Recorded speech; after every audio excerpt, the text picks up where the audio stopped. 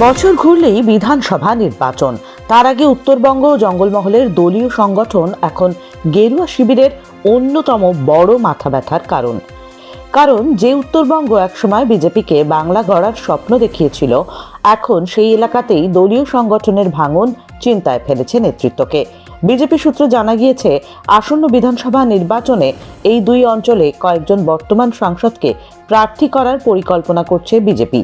যদিও 2021 সালের বিধানসভা নির্বাচনেও বেশ কয়েকজন সাংসদকে টিকিট দেওয়া হয়েছিল, তবে এবার যেভাবে অঞ্চল ভিত্তিক কৌশলে প্রার্থী বাছাইয়ের পরিকল্পনা করা হচ্ছে তা আগে কখনো দেখা যায়নি। সূত্রের খবর, কোন কোন সাংসদকে প্রার্থী করা হবে সে বিষয়ে চূড়ান্ত সিদ্ধান্ত হয়নি। সংসদের চলতি বাদল অধিবেশন শেষ হলেই এ বিষয়ে বৈঠক শুরু করবে রাজ্য বিজেপি নেতৃত্ব। সেই বৈঠকে উপস্থিত থাকতে পারেন দিল্লির শীর্ষ নেতৃত্বের কেউ এবং তাদের কলকাতায় আসারও সম্ভাবনা রয়েছে।